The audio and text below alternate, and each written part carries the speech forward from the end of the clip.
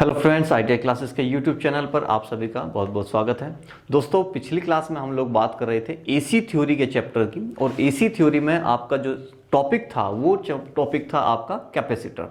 Capacitor था, capacitance कहिए, उसके साथ ही हमने कैपेसिटेंस भी पढ़ा था। देखिए, हिंदी में कैपेसिटर को क्या बोलते हैं? संधारित्र बोलते हैं। संधारित्र हो गया, उसके बाद में उसकी कैपेसिटेंस हो गया, यानी कि उसके बाद उसकी संधारिता हो गई। इसके साथ साथ ही हमने बताया था कि जो आवेश है, आवेश का क्या फॉर्मूला होगा, कैपेसिटर अपने अंदर जो चार्ज इकट्ठा करता है उसका क्या फॉर्मूला है, एनर्जी का हमने बताया था 1/2 करके जो फॉर्मूला था एक, वो हमने बताया था। आज हम बात करने वाले हैं आपके कैपेसिटिव रिएक्टेंस के बारे में, या फिर आप कैपेसिटर रिएक्टेंस भी कह सकते हैं, उसके बारे में बात करते हैं। तो चलिए शुरू करते हैं आपका कैपेसिटिव रिएक्टेंस।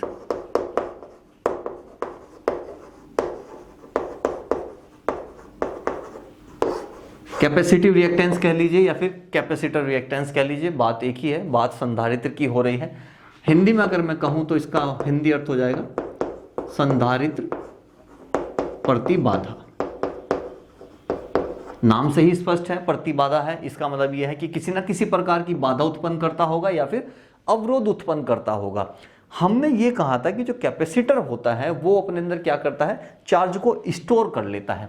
देखिए, बेसिकली होता क्या है, जब किसी ना किसी सर्किट के अंदर, किसी भी सर्किट के अंदर किसी ना किसी प्रकार का कैपेसिटर कहिए, इंडक्टर कहिए, रेसिस्टेंस कहिए, जब कोई लगाया जाता है, हम बात कर रहे हैं फिलहाल किसकी, कैपेसिटर की बात कर रहे हैं, तो किसी सर्किट के अंदर यदि मैं कोई कैपेसिटर लगा देता हूं तो उसका भले ही चाहे कम हो या ज्यादा हो, उसका एक क्या होगा, विरोध अवश्य होगा, अर्थात उसका क्या होगा, एक रिएक्टेंस जरूर होगा।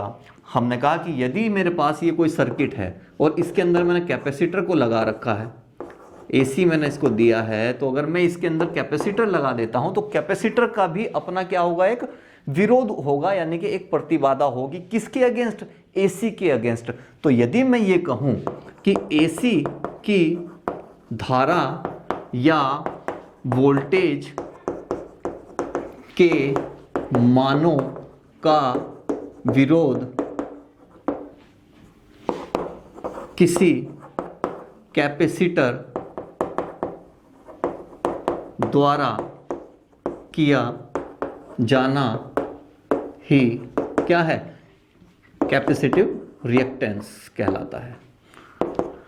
हमने ये कहा कि यदि किसी परिपथ के अंदर एसी की धारा या वोल्टेज दिया जा रहा है तो होता क्या है, एसी की जो धारा या वोल्टेज होती है उसका जो मान होता है वो स्थिर नहीं होता है, क्योंकि वो तो फ्लक्चुएट होता रहता है। तो मान यानी कि चेंज हो रहे हैं, किसके, धारा के और किसके, वोल्टेज के। तो एसी की धारा या वोल्टेज के जो मान है वो बार बार क्या हो रहे हैं, चेंज हो रहे हैं, और ये जो कैपेसिटर इसके अंदर लगा है वो इन्हीं मान का क्या करता है, विरोध करता है। तो इस प्रकार का गुण किसका, कैपेसिटर का, इस प्रकार का गुण कि वो एसी की धारा या वोल्टेज के मान का विरोध करे, क्या कहलाता है, आपका कैपेसिटिव रिएक्टेंस कहलाता है। अब रिएक्टेंस यानी कि क्या होता है, एक तरह से रेसिस्टेंस की तरह ही रिएक्टेंस होता है, ये भी एक प्रकार की बाधा है और वो भी क्या होता है, एक प्रकार की बाधा ही होता है। अब हमने ये कहा कि भाई यदि एसी के अंदर मैं एसी का करंट बंद कर दूं तो क्या होगा, कैपेसिटर का प्रतिरोध बिल्कुल बंद हो जाएगा। भाई सही बात है, जैसे ही मैं इसका एसी हटा दूंगा तो इसके अंदर पावर सप्लाई बंद हो जाएगी, पावर सप्लाई बंद हो जाएगी तो ये जो कैपेसिटर हमने लगाया था वो भी अपना जो है क्या, अपना जो विरोध करता है वो विरोध जो है करना बंद कर देता है। तो एसी ऑन होने पर प्रतिबाधा होती है और ऑफ होने पर क्या होता है, नहीं होती है। अब बात करते हैं इससे रिलेटेड फॉर्मूले की। वो फॉर्मूला जो कि एग्जाम पेपर में अधिकतर पूछा जाता है, जिससे संबंधित सवाल पूछे जाते हैं। अब कैपेसिटिव रिएक्टेंस है चूंकि, तो हमने कहा कि भाई कैपेसिटिव रिएक्टेंस को मैं जो हूं XC से दिखा देता हूं, XC से डिनोट कर देते हैं, क्योंकि C आ गया तो C का मतलब क्या हुआ, कैपेसिटेंस हो गया। जैसे कि हम लोग क्या करते थे, एक्सेल करते थे, एक्सेल का क्या मतलब था भाई, क्या था वो, वो था आपके इंडक्टिव रिएक्टेंस का फॉर्मूला, अर्थात रिएक्टेंस जो है वो x है और कैपेसिटिव यहाँ पर c हो गया। ऐसे ही इंडक्टेंस में क्या होता था, x हो जाता था रिएक्टेंस और आपका इंडक्टर क्या हो जाता था, वो L कहलाता था, तो XL हो जाता था। यहाँ कैपेसिटिव रिएक्टेंस है तो यहाँ पर XC हो जाएगा। तो XC हमने कहा कि भाई मुझे XC का मान चाहिए। हमने ये कहा कि भाई जिस प्रकार की आपकी जो है ITI वगैरह होती हैं उसमें जो है हमें इसको क्या है, प्रूफ नहीं करना है, अर्थात मुझे इसके अंदर जो फॉर्मूला आया कि भाई वो कहाँ से हुआ, उसकी डेरिवेशन क्या है, तो उसके लिए मुझे ज़रूरत नहीं है। मुझे ज़रूरत है कि जो क्वेश्चन मुझसे पूछे जाएंगे उससे रिलेटेड सिर्फ मुझे फॉर्मूला पता हो तो मैं उससे संबंधित जो क्वेश्चन है उसको जल्दी से जल्दी निकाल लूँगा। तो हमने कहा कि भाई XC की वैल्यू मुझे चाहिए। अब XC जो है वो क्या है, एक तरह की प्रतिबाधा है, अर्थात जैसे कि रेसिस्टेंस हो गया।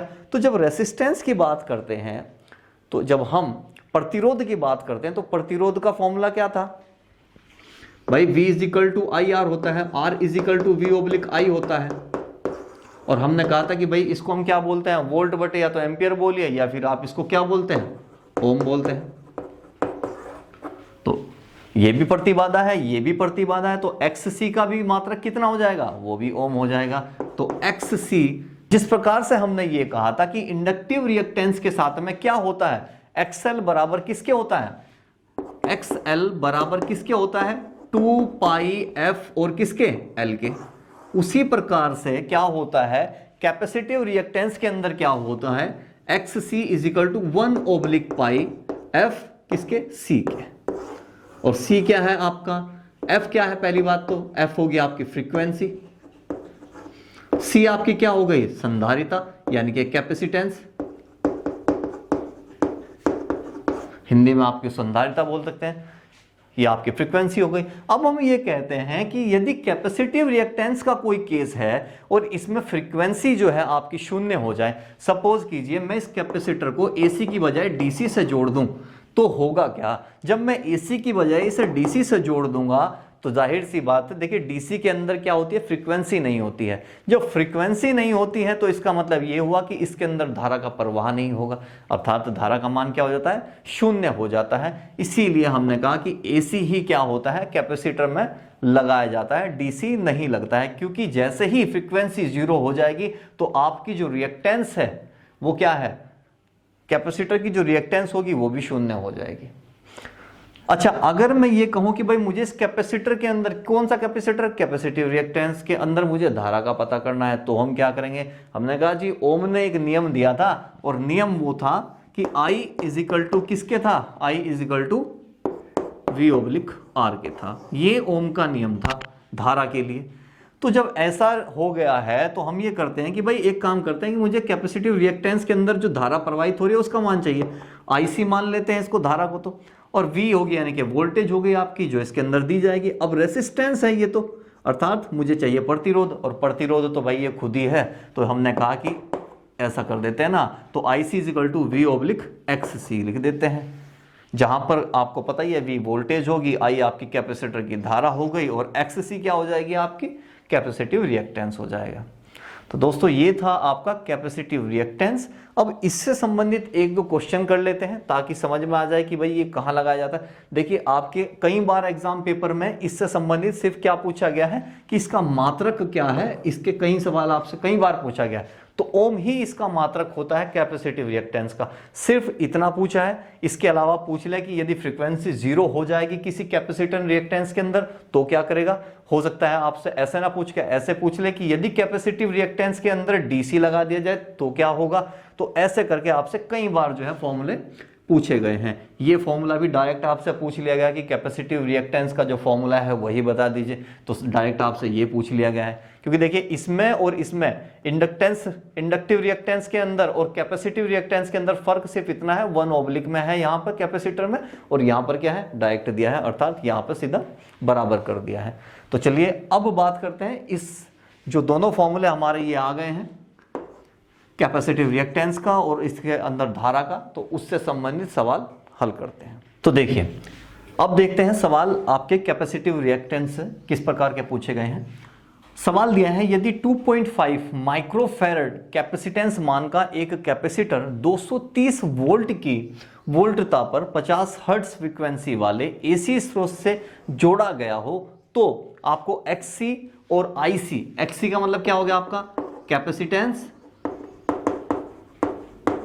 रिएक्टेंस यानी कि संधारित्र प्रतिबाधा का मान निकालना है एक तो आपको, और उसके जो आपके पूरे के पूरे सर्किट के अंदर जो धारा बह रही है उसके बारे में आपको बताना है, उसका मान निकालना है। देखिए इस प्रकार के जो क्वेश्चन है आपकी ट्रेड थ्योरी में तो पूछे ही जाते हैं, साथ ही साथ ITI के सेकेंड ईयर की जो वर्कशॉप कैलकुलेशन होती है वहां पर भी इससे कई बार जो है क्वेश्चन आपके पूछे जाते हैं, कैपेसिटर्स वगैरह से, रेसिस्टेंस वगैरह इन सब से। तो इसी प्रकार के क्वेश्चन पूछे गए हैं, तो थोड़ा सा अच्छे से ध्यान दीजिएगा। तो हमें चाहिए क्या आपका कैपेसिटर रिएक्टेंस। हमने कहा था कि भाई हम इसको किस चीज से शो करेंगे, XC से शो करेंगे। अब मुझे ये निकालना है, अभी हमने थोड़ी देर पहले बात की थी फॉर्मूले की, फॉर्मूला था 1/2 पाई फ्रीक्वेंसी और साथ ही साथ C। अब हमें क्या करना है, सिर्फ और सिर्फ उसकी वैल्यू हमें पुट करनी थी जो वैल्यूज हमें दी गई थी। 1/2 इंटू पाई कहिए 22/7 लिखिए या 3.14 लिख दीजिए, इंटू फ्रीक्वेंसी हमें दी है कि फ्रीक्वेंसी कितनी है 50 हर्ट्ज, तो 50 हो जाएगा, और साथ ही साथ कितना दिया है आपको 2.5 माइक्रोफैरड। देखिए माइक्रो में दिया है फैरड को, तो हमें क्या करना पड़ेगा, इसको फैरड में चेंज करना पड़ेगा, और फैरड में चेंज करने के लिए क्या होता है, 1 माइक्रोफैरड बराबर होता है किसके, 10⁻⁻6 फैरड के। तो हमने कहा कि भाई आपके पास कितना है 2.5, तो 2.5 का वैल्यू कितना हो जाएगा, तो 2.5 माइक्रोफैरड किसके बराबर कर दीजिए 2.5 इंटू 10⁻⁻6। तो इसके वो यहां लिख दीजिएगा, ये वैल्यू आपकी यहां आ जाएगी, और जो भी है अब इसको आप सॉल्व कर लीजिएगा। सॉल्व करने के बाद में जो आपका आंसर होगा वो मुझे कमेंट्स बॉक्स में बता दीजिएगा, ये आपका आंसर हो जाएगा। अब आपसे पूछा है इसके अंदर जो धारा है अर्थात IC की वैल्यू आपसे पूछना चाह रहा है, तो IC is equal to, formula हमने बताया था कि ओम के नियम से क्या होता है, IC is equal to V/ साथ में क्या होता है, रेसिस्टेंस होता है ओम के नियम में। यहां रेसिस्टेंस क्या है आपका, ये कैपेसिटिव रिएक्टेंस, ये आपका हो गया। हमने कहा कि V की वैल्यू आपको दिया, वोल्टेज आपने कहा 230 वोल्ट है जिसका, तो और बटे XC की जो वैल्यू आप यहां से निकाल के लाएंगे उसको यहां रख दीजिएगा, और उसके बाद में अपना आंसर निकाल के मुझे कमेंट्स बॉक्स में बता दीजिएगा। तो डायरेक्ट आपको आंसर मिल जाएगा, आपको किसी प्रकार का कुछ भी फॉर्मूला क्रिएट करने की जरूरत नहीं है, डायरेक्ट फॉर्मूला रख के आप जो है इसमें वैल्यू आराम से निकाल कर बता सकते हैं।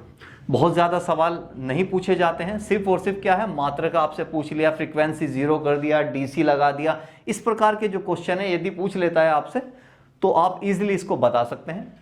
तो इस प्रकार से कंप्लीट हो जाता है आपका, एक ही क्वेश्चन करा रहे हैं, ज्यादा नहीं करा रहे हैं, क्योंकि बहुत ज्यादा क्वेश्चन नहीं पूछे जाते हैं, आपके मात्रक वगैरह ये सब चीजें ही इसमें आपसे पूछी जाती हैं। चलिए अब बात कर लेते हैं आपके नेक्स्ट टॉपिक की, जिसको हम बोलते हैं प्योर कैपेसिटिव सर्किट,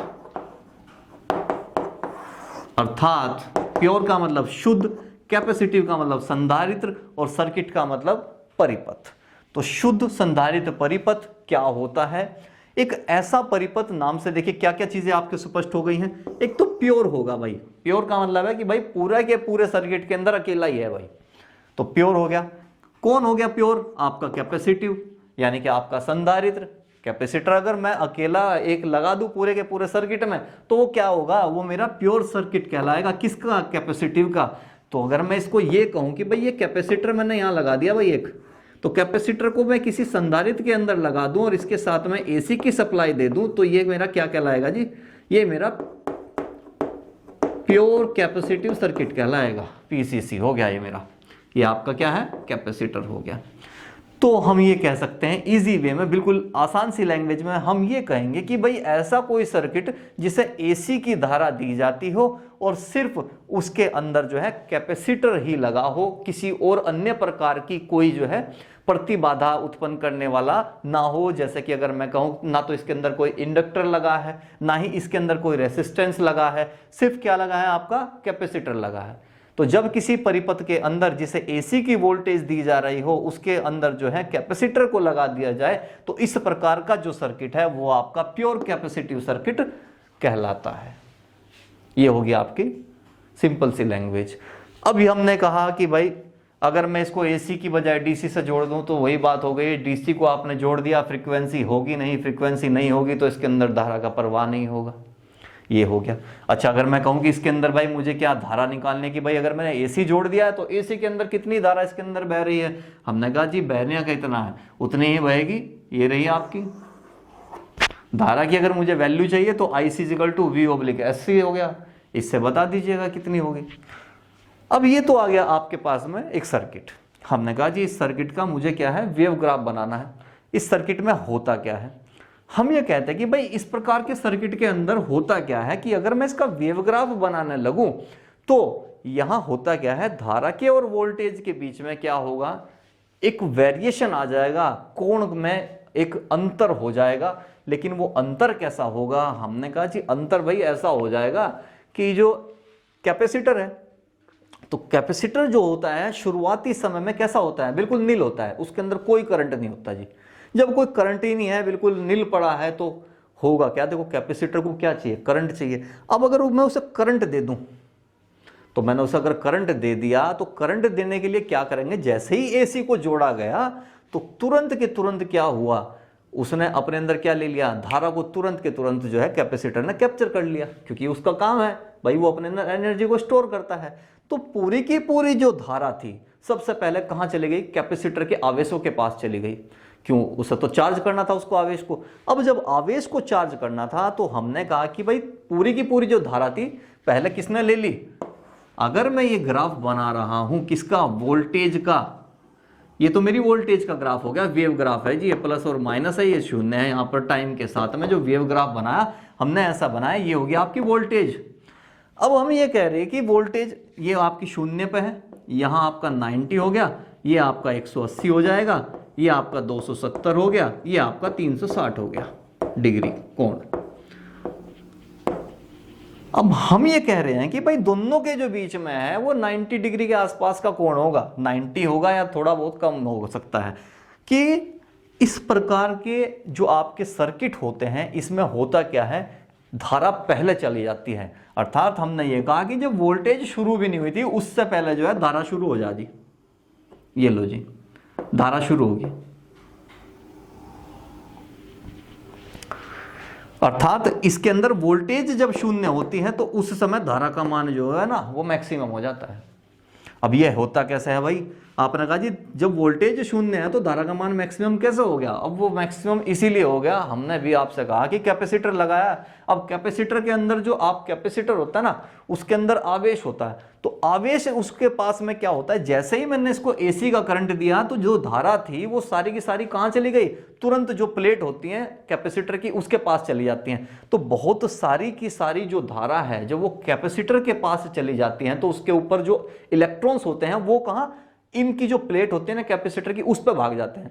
तो जब धारा एक साथ शुरू होते के साथ ही बहुत ज्यादा जो है कैपेसिटर के पास चली जाती है तो वहां पर धारा का मान क्या हो जाता है, मैक्सिमम हो जाता है, क्योंकि इलेक्ट्रॉन्स जो है एकदम से कहां, कैपेसिटर पर चले जाते हैं। कैपेसिटर पर चले गए तो वोल्टेज शुरू भी नहीं हो पाए और उससे पहले जो है आपकी धारा बढ़ गई, तो धारा का मान जो है वो अधिकतम हो जाता है और आपकी वोल्टेज तब तक शुरू नहीं होती है। ये खासियत है किसकी, प्योर कैपेसिटिव सर्किट की खासियत है। प्योर कैपेसिटिव सर्किट के अंदर 90 डिग्री के आसपास का तो हो जाएगा अंतर। देखिए ये शून्य, ये मैक्सिमम, धीरे धीरे ये बढ़ता जा रहा है। हम ये कह रहे हैं कि जो धनायन है ना, धनायन केस, ये धनायन केस है ना इसका पहला वाला, पॉजिटिव केस है। तो पॉजिटिव केस के अंदर जब हम ये कहें कि धारा मैक्सिमम होती है तो उस समय ये क्या होता है, आपका मिनिमम होता है। तो फर्क यही है कि धारा मैक्सिमम हो जाती है तो वोल्टेज शून्य हो जाती है, वोल्टेज मैक्सिमम हो जाती है तो धारा आपकी शून्य हो जाती है। ये होता है किसका, प्योर कैपेसिटिव सर्किट का केस। अब हमने बता ही दिया धारा की वैल्यू अगर निकालनी है तो यहां से निकाल लीजिए। तो इसका जो वेक्टर डायग्राम हो जाएगा वो कैसा हो जाएगा, यदि मैं ये कहूं कि भाई ये मेरी क्या है, वोल्टेज है, तो ये मेरी धारा हो जाएगी। दोनों के बीच में कितना, 90 डिग्री का फर्क आ गया, क्योंकि वोल्टेज से क्या है, धारा जो है 90 डिग्री के आसपास जो है वो आगे बढ़ती जाती है। देखिए प्योर ऐसा नहीं होता है कि 90 डिग्री का ही होता क्या है, क्योंकि रेसिस्टेंस जो होता है बहुत ज़्यादा नहीं होता है और धारा जो है बहुत ज़्यादा एकदम से 90 डिग्री नहीं पहुंच जाते, इसलिए हम ये कहते हैं कि लगभग लगभग 90 डिग्री होता है, प्योर 90 नहीं होता है, थोड़ा बहुत ऊपर नीचे हो सकता है। ऊपर तो नहीं होगा लेकिन नीचे हो जाएगा, 90 से थोड़ा नीचे ही कोण बनते हैं, ऊपर ज़्यादा कोण नहीं बनते हैं। तो जब हमारा ये जो धारा है ये आपका शून्य हो जाती है तो देख लीजिएगा वोल्टेज जो है वो मैक्सिमम हो जाती है।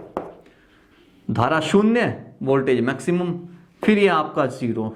जब वोल्टेज शून्य है तो ये आपके निगेटिव में आपकी मैक्सिमम हो जाती है, अर्थात धारा मैक्सिमम और ये आपका शून्य होता जाता है। यही होता है आपके पास प्योर कैपेसिटिव सर्किट के अंदर।